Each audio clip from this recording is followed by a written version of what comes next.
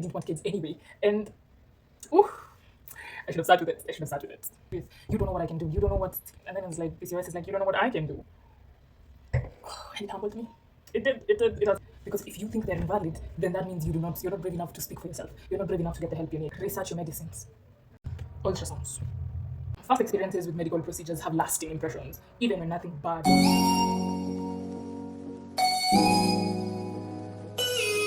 Hi. Getting a PCOS diagnosis feels like being dropped into like a pool of like unknown territory, and here's a couple of things I wish I knew. Hey friends, today I want to that coconut oil is coconut. I wanted to hold myself accountable and actually get, oh my god, it looks like it's going to rain. So you've just been diagnosed with PCOS. What next? Okay, this is less a video of what's next and more a video of what to expect and how to go about it in the moment, in that exact moment, and those consecutive, like the following months or weeks when you process your diagnosis. So sit back, relax, have your glance off to fashion. Am I feeling correct? So these are things I wish I knew when I first got my diagnosis, because they would have saved me a lot. And especially because I got my diagnosis when I was so young and I spiraled emotionally, physically, and honestly mentally. I spiraled so bad that I had to deal with topics like infertility so early that I just went to the opposite direction. Not sad that I have to deal with something like infertility while I was that young. No, more like I got mad at everything and I was like, I didn't want kids anyway. And ooh, I should have started with it. I should have started with it. Which brings me to my first point. Sit with the diagnosis. Like, just sit with it. I know it's scary. The word forever might echo in your head. And I panicked. I wanted to fight it, to prove it wrong, to refuse the diet. And then, you know the way you're told, like when you have PCOS, you can't do, like, yes, strength training, but you can't go maxing. You can't go the full, like, bodybuilder the way you would want. I mean, you can, yes, but it's still going to raise your cortisol levels at some level. And I used to go at it, like the workouts and then I'm anemic, the busyness, just sit with it so that your first reaction isn't fighting it. And also, even if your first reaction is fighting it, when you're sitting with it, you're realizing how much force you're meeting. I don't know if that makes sense. But yes, how much resistant you are to this diagnosis, because I didn't see it in myself, because I went in blind and I just charged with, you don't know what I can do, you don't know what, and then it was like, PCOS is like, you don't know what I can do. And it humbled me. It has humbled me. Thus far, I can say humility is my friend. You just found out you have a chronic illness that you're going to stay with for life. This is still on my first point. But you just found out you have a chronic illness that will stay with you for like the rest of your life. So it's okay to be still at first. It is really okay. Take your time, research, ask questions slowly. Don't feel like you need to fix everything immediately. Trust me, sitting with it first gives you clarity for the next steps.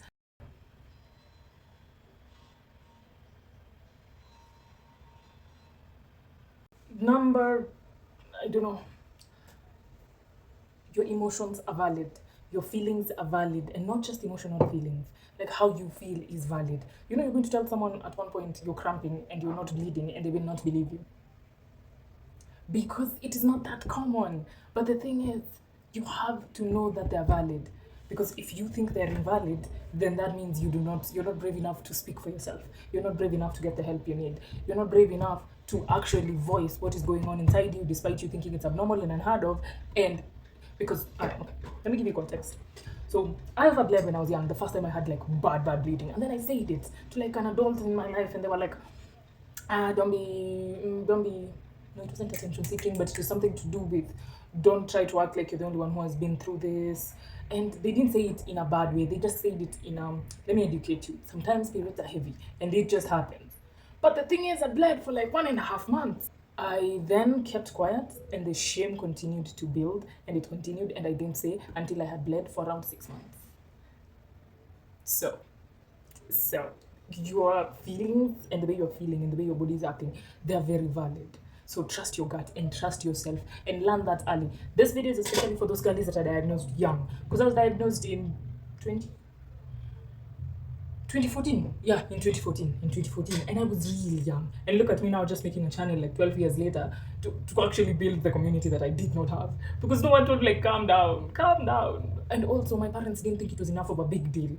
So when I take it seriously, they take it less seriously. And I'm like, okay, you're not sick. So those people are experienced and have seen these things in life.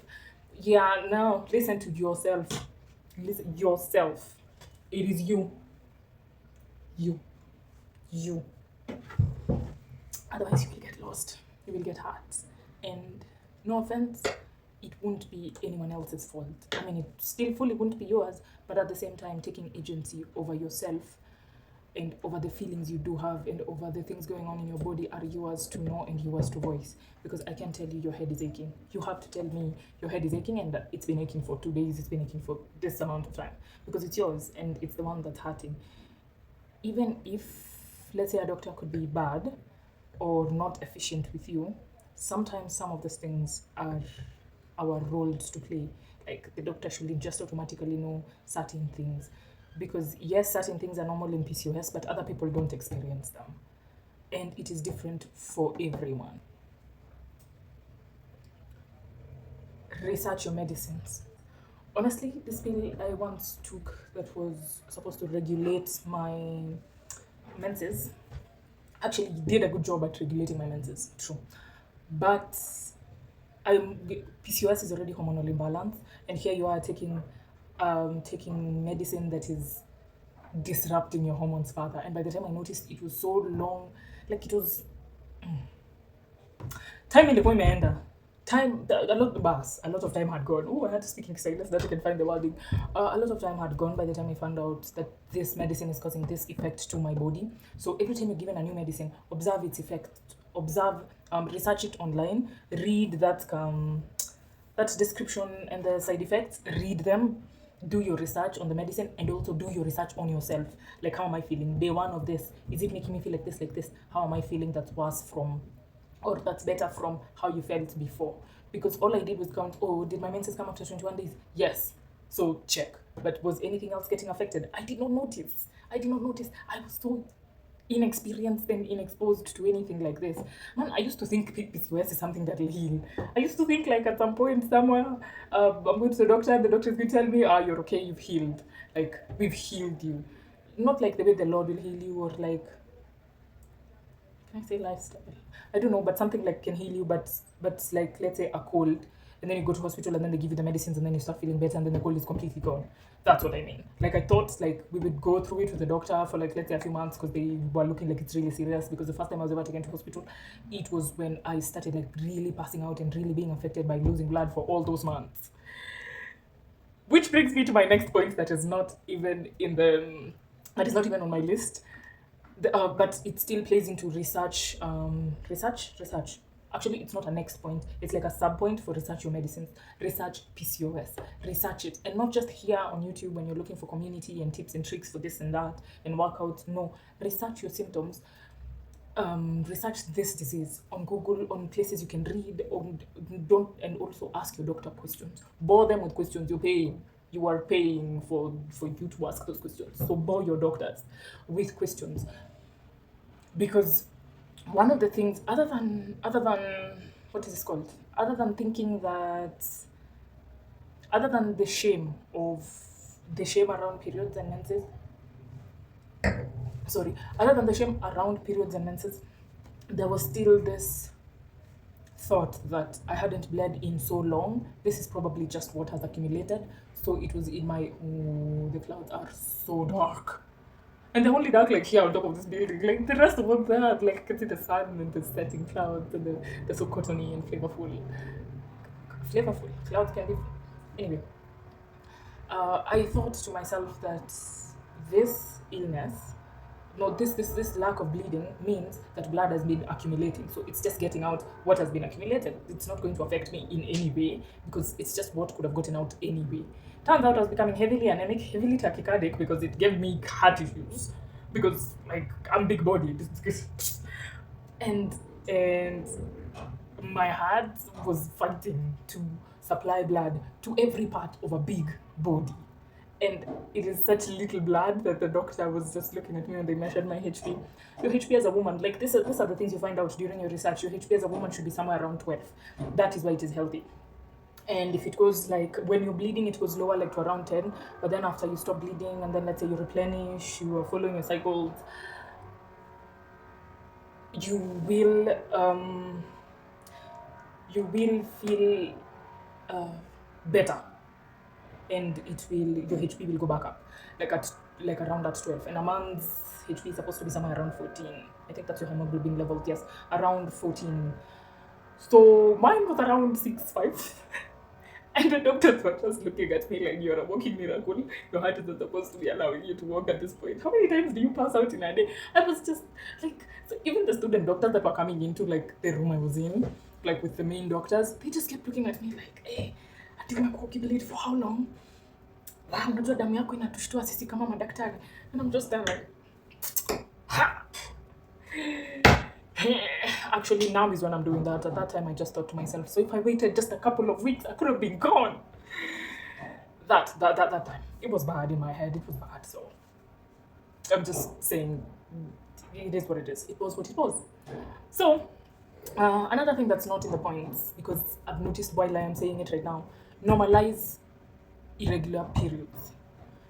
Not in such a way that you're not concerned about them, but in such a way that you're not comparing your 28 days with another normal girl's 28 days. Because then you're putting pressure on yourself, and sometimes your body will remind you, like mine does. My body puts it upon itself to remind me that other people are getting normal cycles and I am not.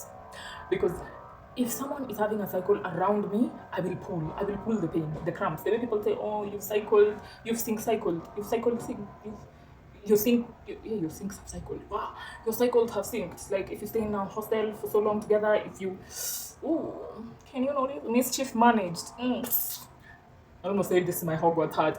This is my Gryffindor heart, and this is a Slytherin shirt. And I like the shirt. Anyway, yes, normalize irregular periods. Because yes, track your periods, and when they're irregular, this is something you'll communicate with your doctor, or you see what is going on with your diet or your workouts, or where have you been feeling, like work on it. You'll work on it, yes. But what I mean, yes, I've already explained what I do mean by normalize irregular periods. Because especially if you're diagnosed young, everyone is getting 28-day cycles, and you cannot explain where your periods went, and every other girl is just, we don't have emotional maturity as teenage girls. Let's not lie. It's not a lot. I mean, it's so much better than boys, but also it's because of conditioning, systemic, girls growing up faster because of societal problems. But at the same time, they're not that emotionally mature. So these are the same people who will mock you telling you you're pregnant, and you're just there thinking, for who? Am I Mary, mother of Jesus? Teenagers aside, adults will also do this to you. Which brings me to my next point that is actually in the notes, because now I'm trying to follow my notes. Ultrasounds. When you have PCOS, you will see ultrasound rooms more than a woman who will have 10 kids in her lifetime. All of them in the hospital. Ultrasounds will be your norm. So start, what is this called? Normalizing. No, I said that before. Start, what is this? Getting used to it. Start getting used to it, because I remember one of the first years, I don't know, the first or the second year, after I was diagnosed and I went for consultations and they were checking the ovaries, and like I went to the radiologist a lot so they can see whether they're shrinking, whether they're like the condition of the cysts. And I noticed that this one time especially, I was just seated in the waiting room, just waiting, and I was in my uniform. I really hope my sound is being heard, because if it's not being heard and I've recorded so much, I don't know what I'm going to do, because repeating it is not in the agenda. Because do you see how I am holding my microphone? It has no stand, and it is the one with a cord, so it's just there attached to the phone. I'm even hoping the sound is like the sound in the video. Anyway, so around my first times going for an ultrasound, there were these ladies that were seated behind me, and they were both pregnant, and I think they were friends or something.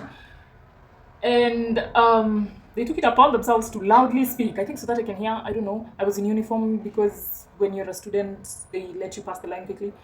So I was in uniform and I was going for an ultrasound, and they were just there saying the way I am carelessly there because I'm another pregnant teen, and I am so lucky my parents can afford to take me to that hospital that I was going to because they think it's my parents who have taken the baby, they're going to take care of the baby, and that I was careless to not be grateful.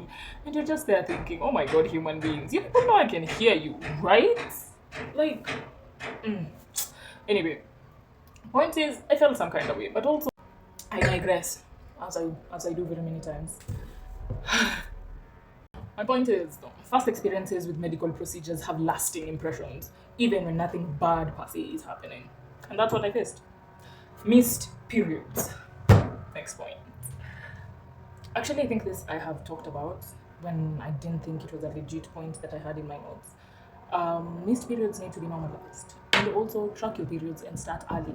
If you were diagnosed as early as I was, and I didn't even track, I used to reach the hospital several times, and the doctors ask me, when was the last time, when was the last time, and I didn't have answers because I couldn't remember, but I knew they spaced out. Oh, I got them in June and July, I didn't get them again until October, or something like that, you know. But I didn't have dates and specifics, so I couldn't track. I didn't track myself. I didn't track. There was no way for me to move forward. I did not have this information. I couldn't help me. I couldn't help the doctor. I just had guesswork. When did I feel dizzy in school? Around this time and this time. That's not right. Not that it is wrong. No, you don't. This is extra homework for girls with PCOS because normal girls don't have to always do this. They even have apps that make you feel like you are inadequate because you cannot follow an app because you don't know the next time anti-flow is coming. Anyway, I digress again. But this flow apps flow charts usually make me feel so bad. It is like men being able to pee while standing in a corner, and me with bad bladder issues has to find a bush and then I go and pee on stinging nettle. It's happened quite a lot. Still on the point of missed periods and tracking them, there reaches a point where you understand that cramping doesn't always mean you will bleed. Like, say for example, I've been cramping for 2 months now, but I have not been bleeding. So, see?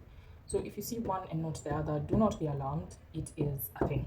It happens. You are not miscarrying if you're not pregnant. That is, if you are pregnant, then please see a doctor because maybe it was really hard for you to conceive with PCOS. So if you do cramp, see a doctor or like find out if it's a normal cramp or it's something you shouldn't worry about. You know, like, take caution, take precautions, take caution, watch yourself in a nice way. My next point, change your diet early. You are young, or you've just been diagnosed and you're feeling like you want to change your life. Do it now. Do it now. Not like a full 360, just small versions of self love. Like, usually eat 4 chapatis, start eating 1 or 2. Like, stew ndio unaweka mingi. You eat a lot of bread, reduce that. Find another alternative. Start eating more ngwashes, more ndoma, more bananas. You know, you like, what is this called? You like milk, switch to yogurt. You know, Greek yogurt, even better. You like fruit juice from the supermarket, over processed to sugar. If you can, if you're wealthy enough, go the less sugar. Go, what is this called? Go to buying dates instead of using raw organic and like sugar from the sugar cane. It's just small swaps, and if you start early, then you will have held yourself accountable from an earlier point in your diagnosis, because this one applies to anyone wherever you've been diagnosed. Like, you can start. Diet is one of the places where you should start, and not because it is one of the most gradual. Yes, workouts will come, but food plays such a huge role in how your hormones react. Like, you take this soaked chia seeds for fiber, you take bananas for fiber, like incorporate more protein and fiber, because wheat you will find everywhere. Like, if you like to eat, what is this called, smocha, if you like to eat smocha, now start substituting. The smoky is already like over processed foods. You can avoid it. The chapati is like wheat, and let's say you want to avoid that, you can go for 2 eggs from that person, 2 eggs, and it's still the same price as one smocha. You see, like, those small substitutes that still allow you to do something like still eat out, but in healthier ways, And because healthier ways is not just a trend anymore for you. Healthier ways means natural and this is the worst part, honestly. This is the worst part of PCOS, because this is now according to me. You see, like natural selection, and now natural selection is here deciding that I am not supposed to either continue my line, because again, dealing with infertility issues, like these are more lifestyle problems. Not that they come from your lifestyle, but they sprout from your lifestyle. Like I do believe that it's like cancer cells, everything, everyone, like a lot of people, and then they sprout a lot of the time because of your lifestyle. Because you can find the same person with like this person can say cancer is in our family, and it's getting a lot of people who have a certain type of lifestyle and really engage in certain types of indulgences, especially like the processed high fast life, even the moving of life, like this fast paced life. And then you find someone slow living in like your cousin, the cousin of this same person is also at a high risk, but you find them like slow living in a place where they're rarely with processed foods, their body moves a lot, and all the good things that are the good things. And then you find this never happens to them, and it's not because they're lucky, and it's not because, oh, it was never meant to happen to you. Sometimes it is because their lifestyle changed, and not changed, their lifestyle was already healthy enough to begin with, but these cells did not find food to eat to grow and sprout and continue being harmful in their bodies. And I do feel like PCOS, because especially because the thing that is making me base that thought on the thing that is making me like think that thought more as a more valid thought is because rates of PCOS, endometriosis, basically a lot of reproductive problems are happening a lot in the urban areas, especially, and it is causing a lot of infertility. It is the highest causing infertility. It's gradually rising, but the more people who are diagnosed with this thing are becoming so much more, and mostly it is people who live in fast-paced lives and who consume a lot of processed and modernized like food. Yes, it is also based on other things, by the way, emotional trauma, uh, things that required you to protect yourself so much, like while you were young, that caused your testosterone to be so high that at some point it just reached peak and it could imbalance, and now you have reproductive issues because of like how much damage your nervous system had thrust upon it when you were young. So now if you add all these things on top, the foods, the lifestyle, it becomes problematic. I think we need to go to the market first because it's gonna rain. It's really gonna rain, and this I can do later, but market I cannot do later. So